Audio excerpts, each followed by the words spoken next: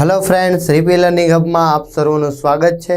ધોરણ 10 વિષય વિજ્ઞાન ચેપ્ટર નંબર 12 વિદ્યુતમાં આપણે અભ્યાસ કરી રહ્યા છીએ।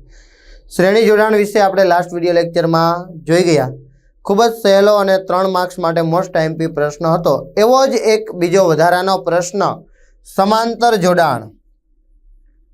ખાસ મિત્રો ધ્યાન રાખવાનું, આ પણ ખૂબ જ અગત્યનો પ્રશ્ન છે, આઈએમપી પ્રશ્ન છે, એક્ઝામમાં પૂછાઈ શકે એવો પ્રશ્ન છે।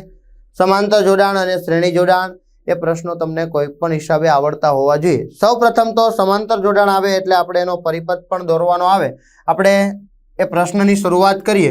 अवरोधोनुं समांतर जोड़ाण समजावी तेनो समतुल्य अवरोधनुं सूत्र तारववानुं छे। जेम पहेलामां एकदम इजी हतुं के श्रेणी जोड़ाण हतुं तो आपणे शुं कर्युं हतुं तो के I कॉमन विद्युत प्रवाह वहे छे समान हतो, पण विद्युत स्थितिमाननो तफावत जो अलग अलग होय तो V बराबर V1 plus V2 plus V3 આપણે લખતા હતા, બરાબર છે। અને એની કિંમતો આપણે ઓહમના નિયમ મુજબ પરથી બનાવીને પછી મૂકી એકદમ સિમ્પલ આપણને સમતુલ્ય અવરોધનું સૂત્ર R બરાબર R1 plus R2 plus R3 અને શ્રેણી જોડાણ માટે S જોડી દો એટલે RS બરાબર R1 plus R2 plus R3 મળતો હતું। એવું જ કંઈક સેમ ટુ સેમ અહીંયા આપણે કરવાના છીએ, પણ એના માટે થોડોક ચેન્જ આવશે। बस ए चेंज खाली आपणे याद राखी लईए ने तो पण मित्रों आपणे आ प्रश्नो सरळताथी आवडी जशे। श्रेणी जोड़ाण माटे I कॉमन हतो, V अलग अलग हतो। चलो अहींया शरूआत करीए तो पहेला आपणे जोईए के समांतर जोड़ाण कोने कहेवाय, तो एनी एक आपणे नानी अमथी झलक तो लास्ट लेक्चरमां जोई गया हता के जे एकबीजाने समांतर होय, उपर नीचे गोठवायेला होय, विद्युत प्रवाह माटे अलग अलग मार्ग होय तो एने आपणे समांतर जोड़ाण कहीए। तो बे के तेथी वधारे अवरोधोनो एक तरफना छेड़ाओ एक सामान्य बिंदु साथे, जो आ 3 छेड़ा एक सामान्य बिंदु साथे जोड़ायेला छे, देखातो हशे तमने बधाने। आ सामान्य बिंदु ए साथे जोड़ायेला छे। एवी ज रीते आ सामान्य बिंदु ए छे, शुं छे ए, एनी साथे जोड़ायेला छे। एवी ज रीते अहींया एक सामान्य बिंदु एना बीजा छेड़ाओ तमे आ बाजु जोई शको के बधा त्रणेयना बीजा छेड़ाओ छे एक सामान्य बिंदु बी साथे जोड़ायेला छे, बराबर छे। तो ए अने बी साथे जोड़ायेला छे।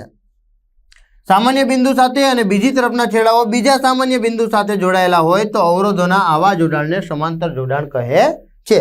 समांतर जोड़ाणमां विद्युत प्रवाहने वहेवा माटे एक करता वधारे मार्ग, जो खास अहींया चेक करजो, अहींया एक मार्ग विद्युत प्रवाह अहींया जाय छे, थोड़ोक अहींया जाय छे, थोड़ोक अहींया जाय, 3 मार्ग 3 फाटा पड्या पड़े ने।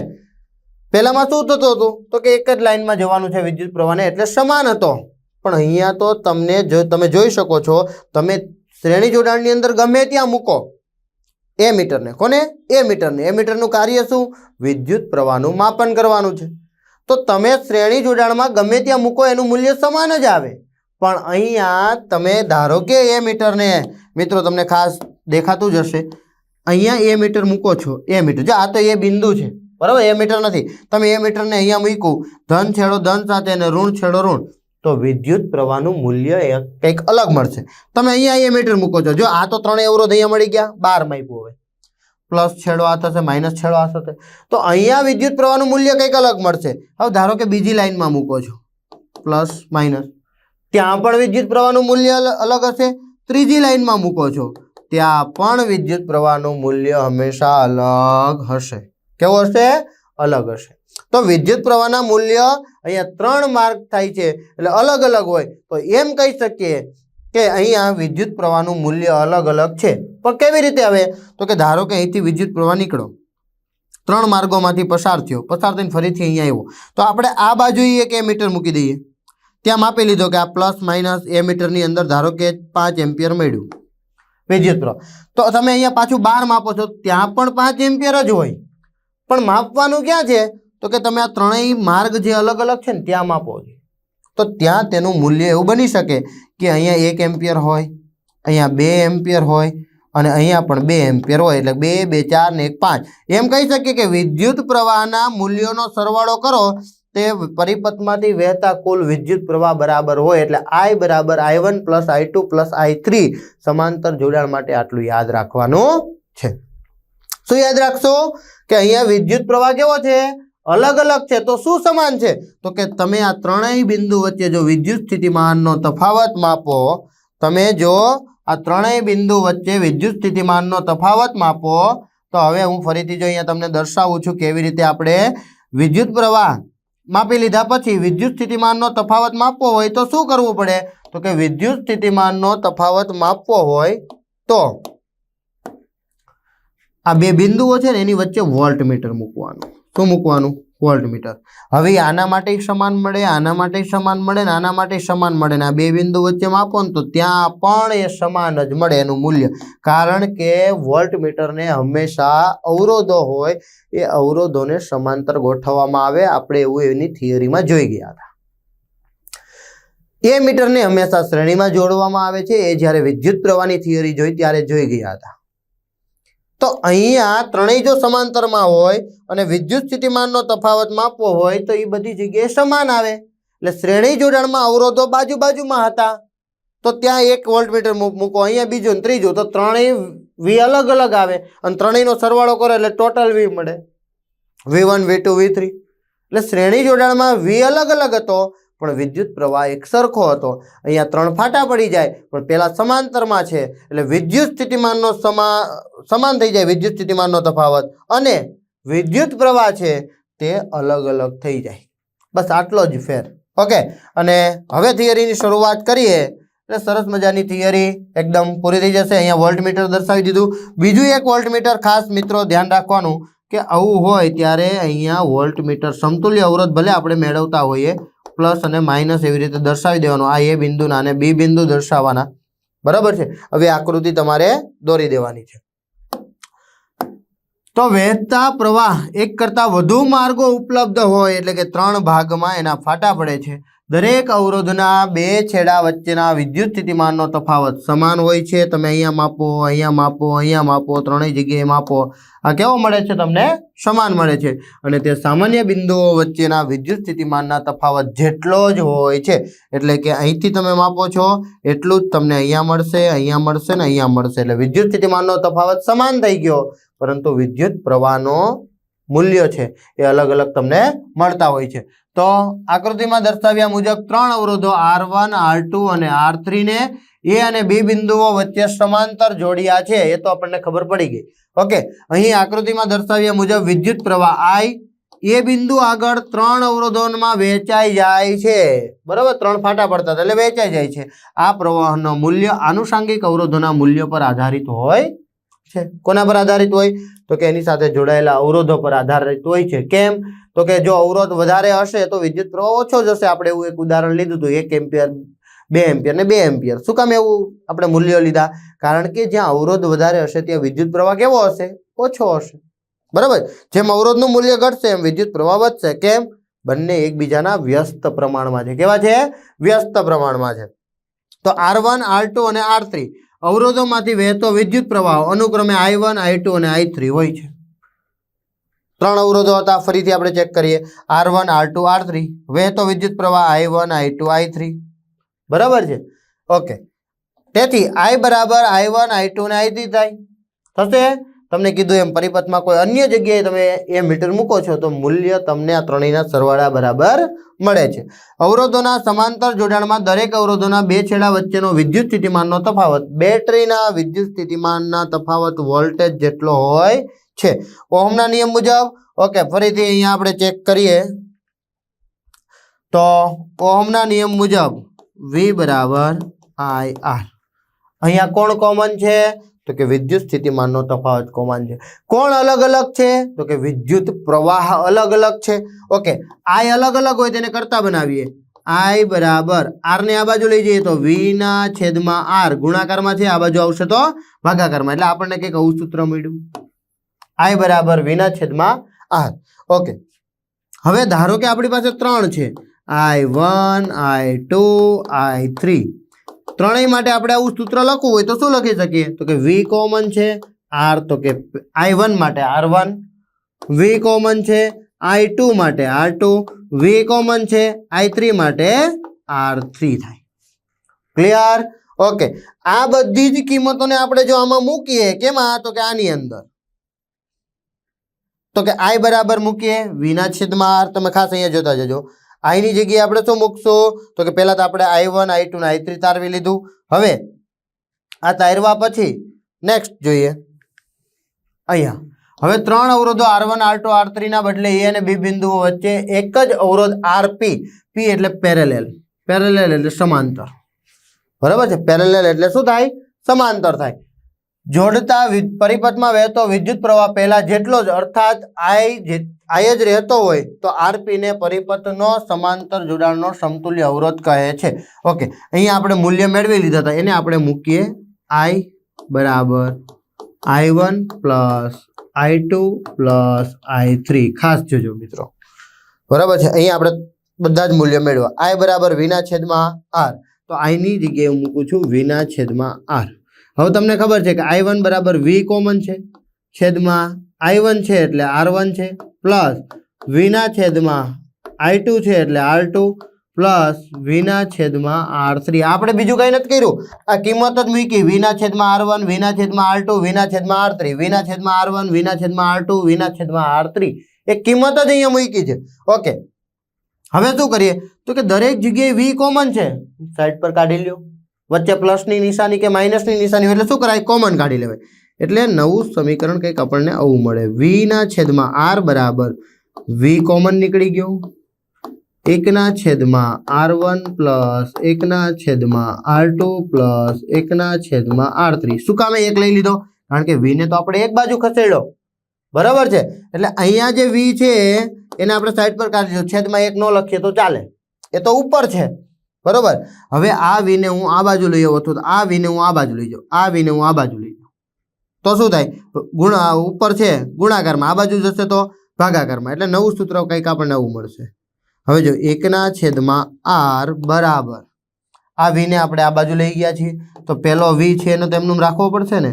અહીંયા 1 ના છેદમાં R1 પ્લસ 1 ના છેદમાં R2 પ્લસ 1 ના છેદમાં R3 છેદમાં V મૂકું તો V ગયા, એટલે કે આના છેદમાં જ આવશે, બરાબર છે. V ગયા એટલે શું વધ્યું? તો કંઈક આવું સૂત્ર મળ્યું. 1 ના છેદમાં R બરાબર 1 ના છેદમાં R1 પ્લસ 1 ના છેદમાં R2 પ્લસ 1 ના છેદમાં R3.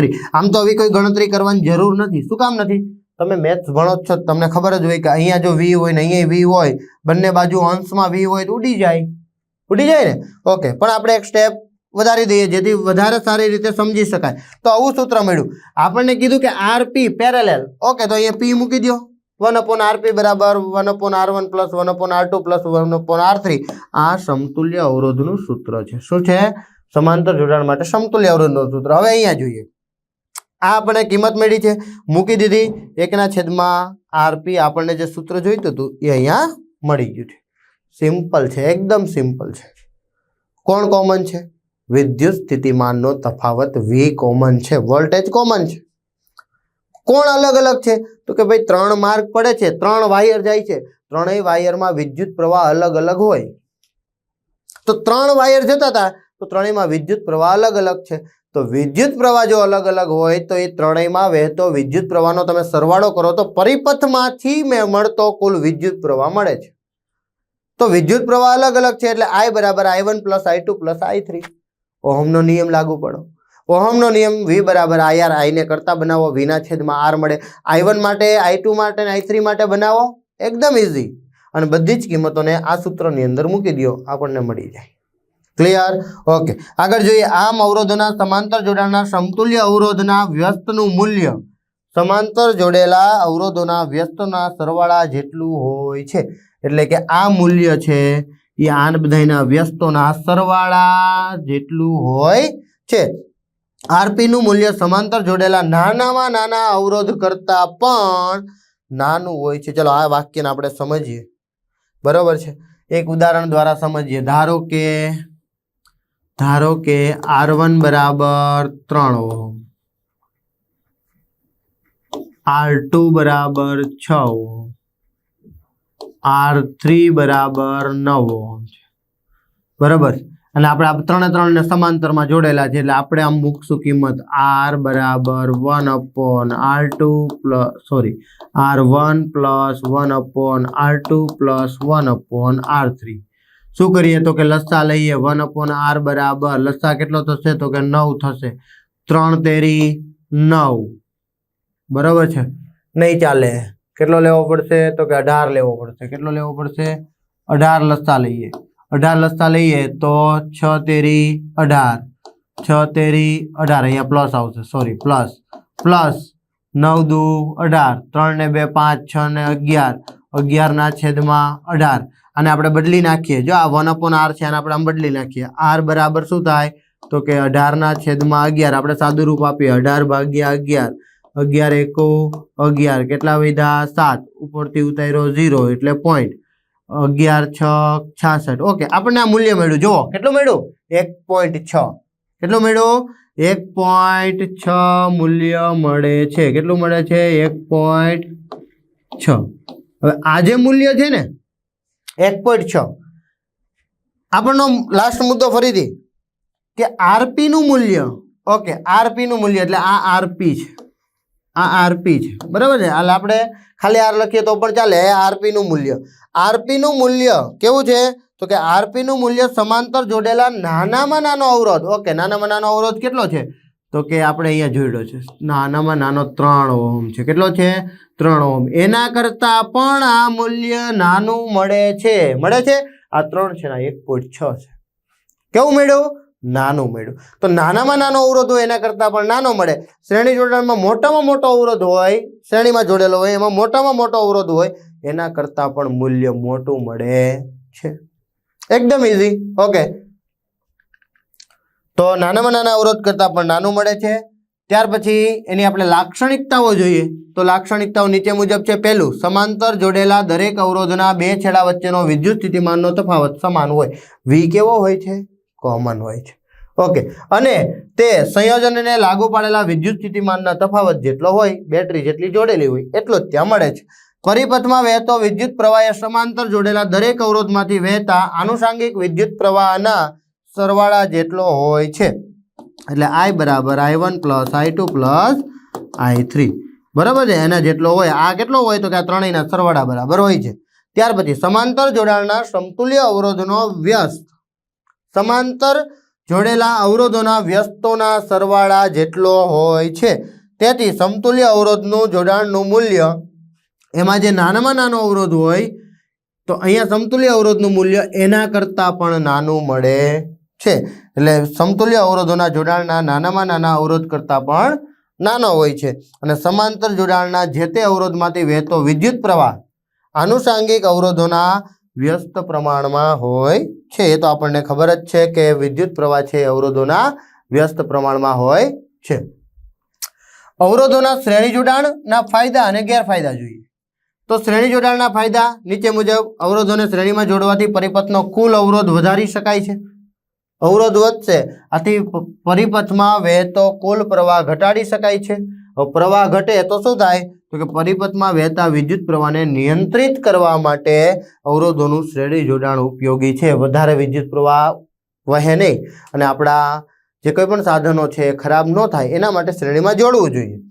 ઘર વપરાશના વિદ્યુત જોડાણોમાં એસી મેઇન્સ અને વિદ્યુત ઉપકરણ સાથે ફ્યુઝ શ્રેણીમાં જોડવામાં આવે છે. બરાબર છે. જોડાણમાં અલ્ટરનેટ કરંટ છે, બરાબર છે. આ એસી એટલે આપણું જે એસી હોય એ એસી નથી. અલ્ટરનેટ કરંટ મેઇન્સ અને એટલે કે જ્યાંથી બહારથી વિદ્યુત પ્રવાહ આવે છે ત્યાંથી તે વિદ્યુત ઉપકરણ સાથે ફ્યુઝને શ્રેણીમાં જોડવામાં આવે છે. શું કામે? કારણ કે જ્યારે વિદ્યુત પ્રવાહ વધે તો શું થાય તો કે એ ફ્યુઝ છે ને તૂટી જશે. ફ્યુઝનો વાયર છે એ તૂટી જશે. એ તૂટી જશે ને એટલે વિદ્યુત પ્રવાહ વહેશે નહીં ને આપણા સાધનોને એનાથી રક્ષણ આપી શકાય. એટલે ફ્યુઝ છે એ શ્રેણીમાં જોડવામાં આવે છે.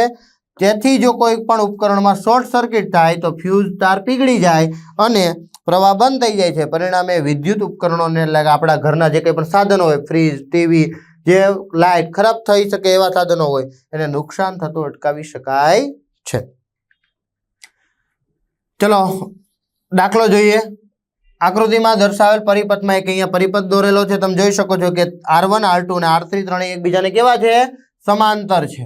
ના મૂલ્યો અનુક્રમે 5 ઓહમ. ઓકે, જો આપણે અહીંયા લખતા જઈએ R1 બરાબર 5 ઓહમ, R2 બરાબર 10 ઓહમ, R3 બરાબર 30 ઓહમ છે. તેમને 12 વોલ્ટની એટલે V બરાબર 12 વોલ્ટની બેટરી સાથે જોડેલ છે. તો આપણે શોધવાનું છે એ અવરોધમાંથી પસાર થતો વિદ્યુત પ્રવાહ એટલે I શોધો. ફરીથી દરેક અવરોધમાંથી, વાહ ભાઈ વાહ, શું છે? દરેક અવરોધમાંથી. જો એક શબ્દ પણ ખૂબ જ અગત્યનો છે, દરેક અવરોધમાંથી વહેતો વિદ્યુત પ્રવાહ શોધવાનો છે. એનો મતલબ એમ કે ત્રણ અવરોધ છે ને, એટલે અહીંયા, અહીંયા ને અહીંયા આપણે 3 આઈ શોધવાના છે. શોધી લઈએ, એકદમ ઈઝી. પછી આપણે આગળ વધીએ, બરાબર છે? તો પહેલા વિદ્યુત પ્રવાહ શોધવો છે, એટલે આપણે પહેલા ઓહમના નિયમ મુજબ આપણે સૂત્ર મૂકવાનું. ઓહમના નિયમ મુજબ સૂત્ર મૂકવાનું. શું સૂત્ર મૂકશો? તો કે ઓહમના નિયમ મુજબ V બરાબર I R. શું શોધવાનું છે? I. R ને આપણે આ બાજુ લઈ આવીએ, એટલે ગુણાકારમાં છે, ભાગાકારમાં જશે, એટલે I બરાબર V ના છેદમાં R. બરાબર છે?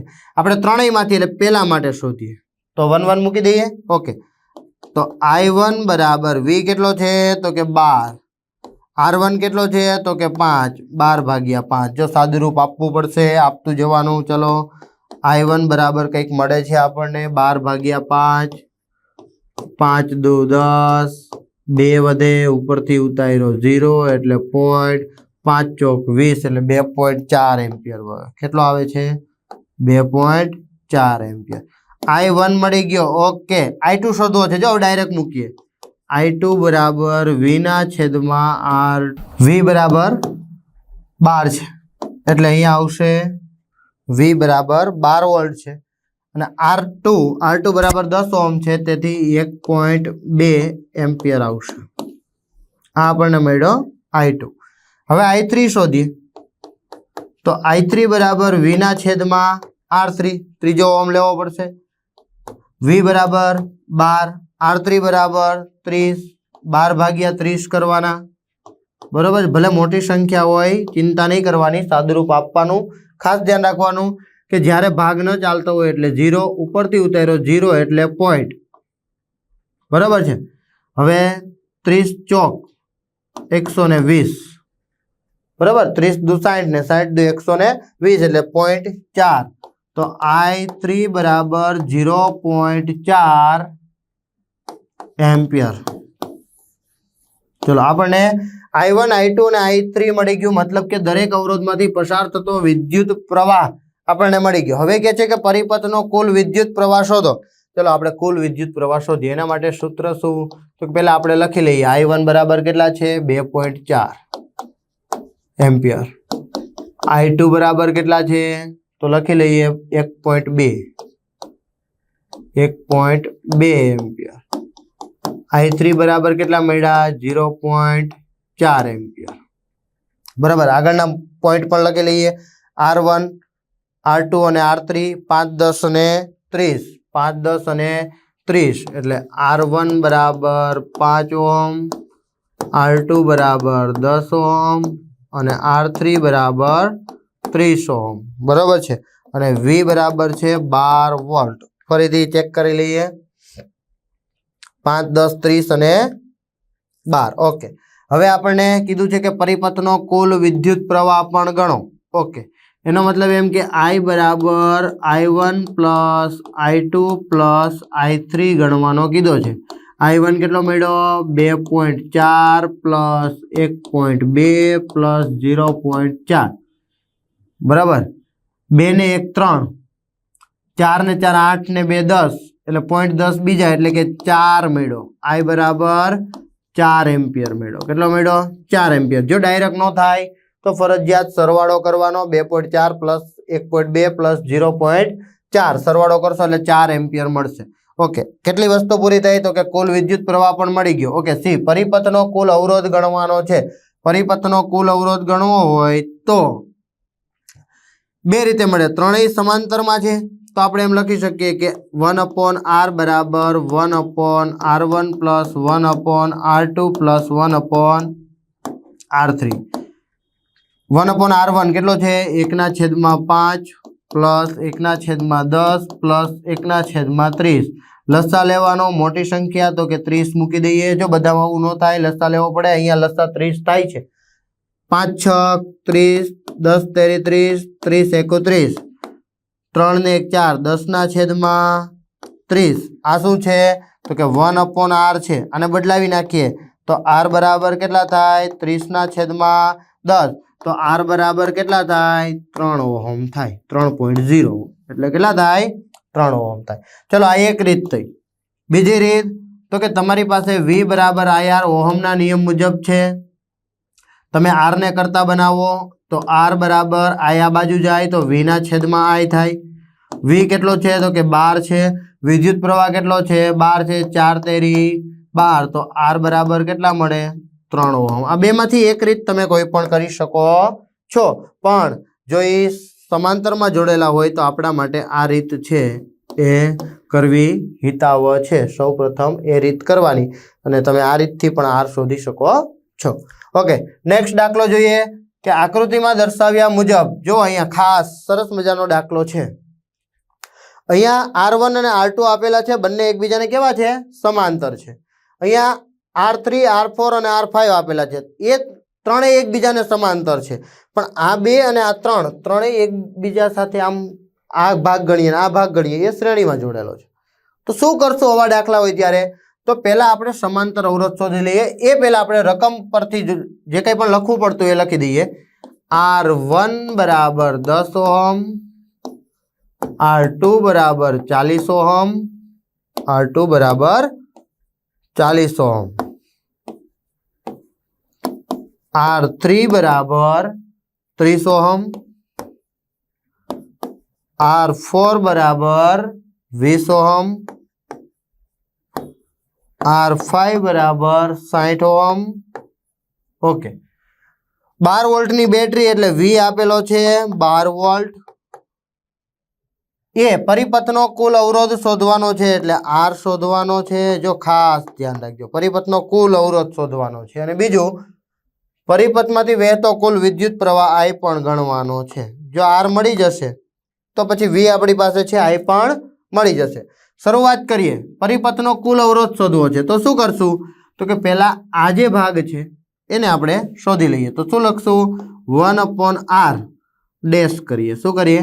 Dash. Are dash 1/r dash બરાબર 1/r1 પ્લસ 1/r2. કેમ? તો કે બે જ અવરોધ છે એટલે બે જ જોડી દીધા. 1/10 પ્લસ 1/40. લસા લઈ લઈએ તો 40 લસા આવશે. 10 × 4 40 થાય, પ્લસ 40 × 40 5/40 એટલે કે આ 1/r ડેશ છે, આપણે આર ડેશ શોધવાનું છે એટલે 40/5 8×5 40 એટલે આર ડેશ બરાબર 8 ઓહમ આવ્યું. કેટલું આવ્યું? 8 ઓહમ. કયો? તો કે આ ભાગ 8 ઓહમ આવ્યો. ચલો હવે નેક્સ્ટ બીજો ભાગ જોઈ લઈએ. 1/r double dash. જો અહીંયા આર ડેશ કર્યું, અહીંયા ડબલ ડેશ કર્યું બરાબર 1/r3 plus R4 plus R5. Okay બરાબર. તો 3 કેટલો છે? ત્રીજો ઓહમ. તો કે 30 પ્લસ 20 અને R5 છે 60 ઓહમ. લસા લઈ લઈએ. કેટલો થશે? તો કે 60 થશે. 30 2 60, 20 તેરી 60, 60 એકુ 60. જો શું કર્યું? 30 ગુણ્યા કેટલા કરીએ તો 60 થાય? તો કે 30 2 60, 20 તેરી 60, 60 એકુ 60. બરાબર છે. આ આપણને શું મળ્યું? 3 ને 3 6, 6/60. આ આપણને મળ્યું double dash 1/r double dash. આને બદલાવી નાખીએ, ઉલટાવીએ. બરાબર છે. એના છેદમાં કાંઈ ન લખીએ તો ચાલે. બરાબર 60/6. 10 6 60. તો આર ડબલ ડેશ બરાબર કેટલા મળ્યા? 10 ઓહમ મળ્યા. ક્લિયર છે? ઓકે, હજી તો આપણને જો બે ભાગ જ મળ્યા છે. હવે બંને કેવા જોડાયેલા છે? તો કે એક લાઈનમાં જોડાયેલા છે, શ્રેણીમાં જોડાયેલા છે. વિદ્યુત પ્રવાહનો માર્ગ સમાન છે. ક્લિયર?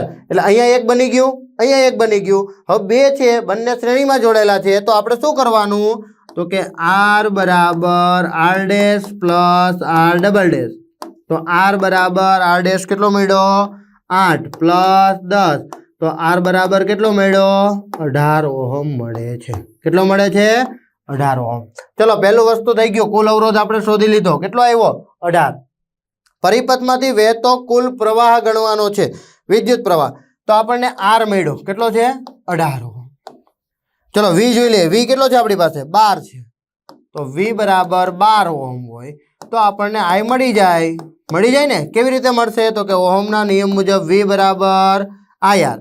ઓહમના નિયમ મુજબ V બરાબર IR. I શોધવો છે, R ને આ બાજુ લઈ જઈએ, ગુણાકારમાં છે ભાગાકારમાં જશે, એટલે I બરાબર V ના છેદમાં R. V કેટલો છે આપણી પાસે? તો કે 12. અવરોધ કેટલો છે? તો કે કુલ અવરોધ 18. અહીંયા આમ કરીએ તો 6 તેરી 18, 6 દુ 12, 6 તેરી 18, 6 ગુણ્યા 2, 6 6 ગયા, 2 ના છેદમાં 3, તો 2 ભાગ્યા 3 કરવાના. ભાગ ચાલે નો ચાલે, ઉપર 0, ઉપરથી ઉતાર્યો 0 તો મૂકશું પોઈન્ટ. 6 તેરી 18, કેટલા વધશે? 2, ઉપરથી ઉતાર્યો 0, એટલે આ કન્ટિન્યુ ચાલ્યા જ કરશે, કારણ કે 2 2 2 2 વૈધા કરશે, એટલે 0.66. આપણો જે જવાબ આવે તે ફાઇનલ, આપણો જે જવાબ આવે તે જ રાખવાનો, બરોબર છે.